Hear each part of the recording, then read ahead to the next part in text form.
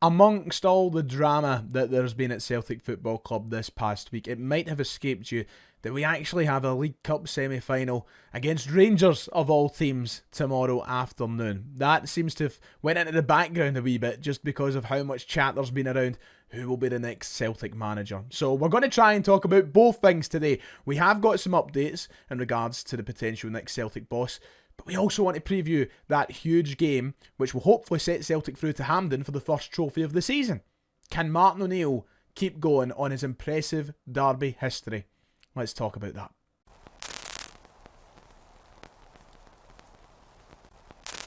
If you haven't already, please make sure to hit like and subscribe. It would be much appreciated. Thank you all for what has been a hectic week on the channel. I'm into the weekend now and I thought to myself, it'd be nice to have a couple of days off. Nah, not going to happen. No days off when things like this are happening at Celtic.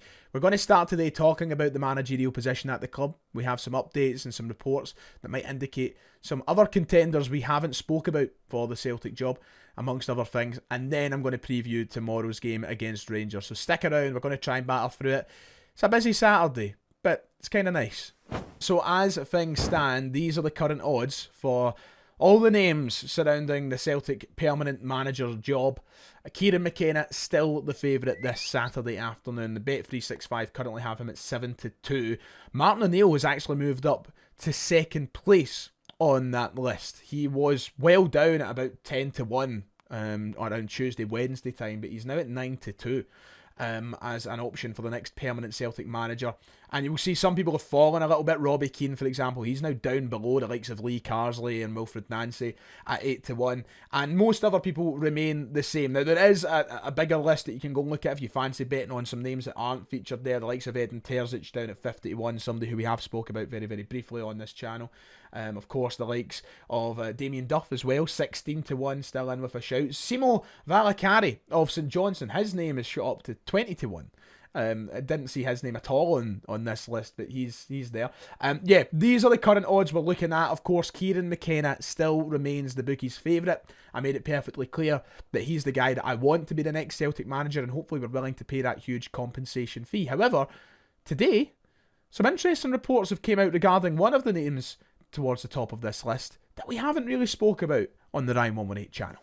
And that name is current Columbus Crew manager in the MLS, Frenchman Wilfried Nancy. The Telegraph put out this article yesterday saying that unknown French coach is a shock name on the Celtic shortlist. Now, we have mentioned him, and I was talking about him on my live stream we done yesterday afternoon, but that seems to be, this story, this name seems to be ramping up a little bit. Wilfried Nancy has admirers at Celtic after his work with Columbus Crew and CF Montreal in North America. Apparently, he's among the foreign-based coaches under consideration for the Celtic job in a wide open race to succeed Brendan Rodgers at Parkhead. Celtic are assessing a number of long-term options, with Martin O'Neill appointed as interim, which has given them time to find the right candidate. Now, this article goes on to talk about the links, of course, with Nicky Hyen, amongst another couple through the article. But it's understood that Nancy is on the initial shortlist of possible candidates this week after his work at Columbus Crew in the United States has obviously caught Celtic's eye. He won the MLS Cup in 2023 with Columbus Crew,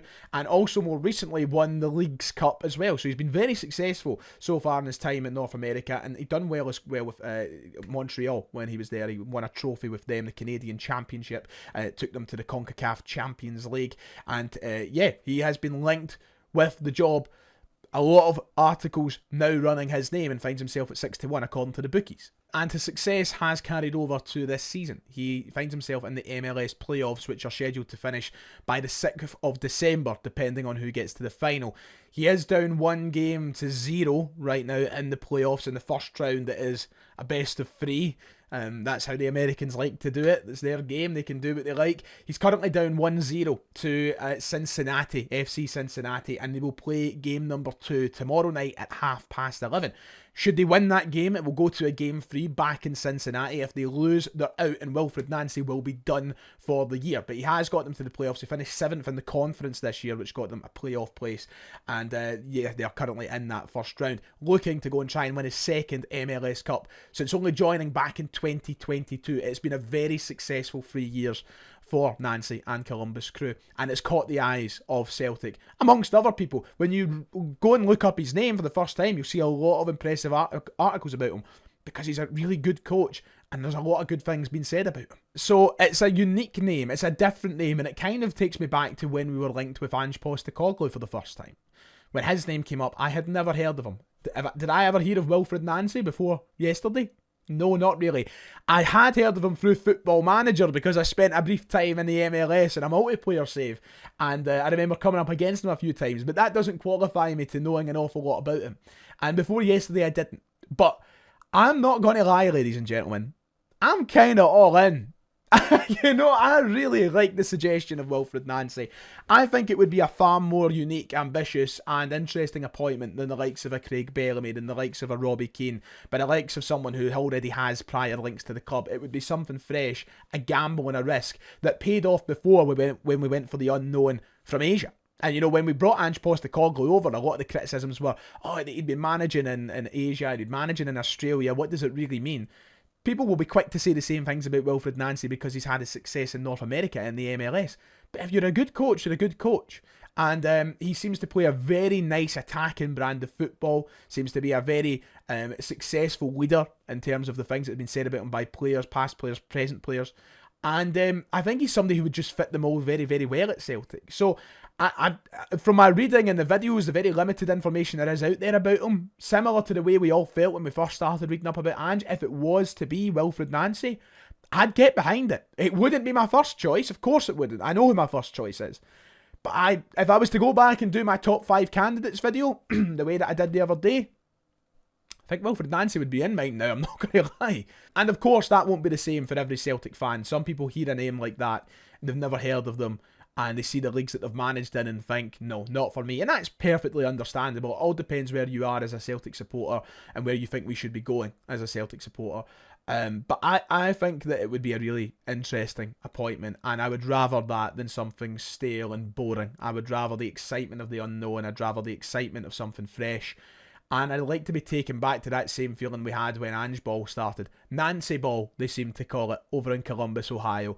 Bring Nancy Ball here if we must. You know, I think it'd be a really interesting appointment. So, I mean, there's nothing to suggest that this is the next Celtic manager. I know I've spent about 6 or 7 minutes talking about him. It's not as if he is now the favourite for the job or the guy that's going to be next Celtic manager, but his name is doing the rounds. Celtic are apparently admirers, and you'd think that he might be in line for an interview unless Celtic find the one very quickly. And by that, I mean whether Ange says yes or McKenna says yes. I think that he'd still probably find himself in line for an interview. So keep an eye on what happens. He is now a contender for the Celtic job. And as I said, I'm all in. Now, talking about the next Celtic manager, a previous Celtic manager, a former Celtic manager, Gordon Strachan, has perhaps given out a clue as to who it might be, or at least the circumstances that will bring forward the next Celtic manager. Now, via Tam Cowan on Off the Ball today, on BBC Radio, he said that Gordon Strachan had told him this, that the next candidate who Celtic are looking for might keep them waiting until December. Those were roughly the words of Tam Cowan. He said that's what was told to him by Gordon Strachan. Now, let's just put out the caveat there that Gordon Strachan could just be talking shite. There's no way to authenticate the words of him and say that he knows that's the case. But of course, Gordon Strachan has been very involved with the club, even over the last few years. His son is literally a coach at the club. His insider information is probably better than some of the insider information you'll get off the forums. But is that true? I don't know. I can't hold my hand up and say with all my heart that that's going to be the case. But it does maybe narrow down some of the options and make it clearer who that might be, either for good or for bad. If we need to wait till December for our manager, if that's correct, I think that narrows it down to 3 candidates. I think that kind of throws away the likes of Postecoglou, the likes of McKenna very, very quickly, because why would we need to wait till December for any of them, you know? The only other thing that I can think is maybe Celtic have told Martin O'Neill, we'll let you try and win this League Cup, then you can go, because the League Cup final is in December. And maybe the candidate that's successful for the Celtic job has been told that, but I doubt it. Why would they hold up the progression of the club for the sake of sentimentality, you know? I think that this might narrow it down if Gordon Strachan is right, the huge right. And I think it means it's either going to be Craig Bellamy, who's going to be allowed to finish off the qualifiers with Wales he has until the end of the year. I think it means it could be And I'm not getting my hopes up here, Kjetil Knutsen, because his contract expires with Bodo in December, or I think it could be Wilfried Nancy, because if he goes the whole way in the MLS playoffs, the MLS Cup final is on the 6th of December. They're the only three guys for me that make a lot of sense we'd have to wait till December for. Anybody else, I don't see why we would. So if Gordon Strachan is right, I think we could be looking at those three. But then again, don't take it as gospel. Gordon Strachan might be full of shite. So let's talk about the derby, shall we? I will be live tomorrow on the channel an hour before kickoff to react to the starting 11 named by Martin O'Neill. So I will have a more in-depth preview of the game there. See you live tomorrow at 2 o'clock. But let's have a brief one very, very quickly, because we do have a lot to talk about. If you told us a month ago that it would be Martin O'Neill versus Danny Rowe in the dugouts for the League Cup semi-final, yeah, there would be a lot of laughter, wouldn't there? I don't think anybody would have believed you. I mean, Martin O'Neill alone would have brought so much laughter to me. I can't believe we're about to watch Martin O'Neill manage another derby. It feels kind of surreal to say that, and he'll be looking to win that game, you know, with a lot of entertainment value added alongside it. We know how Martin O'Neill operates in these games, and we've seen that, you know, 20 years ago. I don't remember them all that well, but looking back, I saw them. We all remember the famous 6-2. He was in charge for arguably the most remembered derby of the 21st century. So, you know, this is a huge, huge game for Martin O'Neill, and he spoke about that yesterday. He isn't looking, or isn't expecting, I should say, to replicate what happened, but he is obviously looking to make an impact and make a statement with hopefully a win against Rangers tomorrow. And let's be real, the derbies have been really poor. From a Celtic perspective especially, since the turn of the year, have been really, really poor. Brendan Rodgers was struggling for imagination in the derby games after that League Cup final. And we're hoping now that Martin O'Neill maybe brings back a spark in those games. I think we might have got too comfortable, or maybe we expected Rangers to be very beatable in those games. But we weren't good enough, we weren't effective enough. And, you know, Barry Ferguson managed to beat us. Russell Martin managed to take a point off us. You know, hopefully Martin O'Neill can right the wrongs of those disappointments. Don't get me wrong, Rangers still to beat us in a big pressure derby game in recent memory. You know, like, it's just not happened for them. Will they be able to do it against Martin O'Neill? I hope not, but I think that he'll have this team prepared. I think that he'll drill in the importance of winning these games, and hopefully he'll bring back the meaning of winning these games after what has been a stale year. So it's a huge game, looking forward to it, and the squad situation remains kind of the same. Martin O'Neill won 16 of his 27 derby games during his first spell at Celtic. He lost 8 and drew 3. His record at Hampden, though, was probably the poorest. He didn't do all that well at Hampden. Only 1 win out of 4 against Rangers, so hopefully he makes that 2 out of 5 tomorrow. If you're asking for my honest feelings about tomorrow's game from a perspective of will Celtic win, I don't know. It's just usually I would come into these saying, oh, I have a slight feeling this will happen or that will happen. I actually don't have a feeling about anything. It's such an unknown entity, this game. Rangers are going through change. We're going through change. There is really no basis to say that's what we should expect. So I think it's just a big unknown. I'm always confident of Celtic winning the derby games. And ultimately, I'm always confident in recent times because Rangers just have been that poor. But Celtic have, of course, not been great. Their squad is at a real weird point right now. It's not the greatest.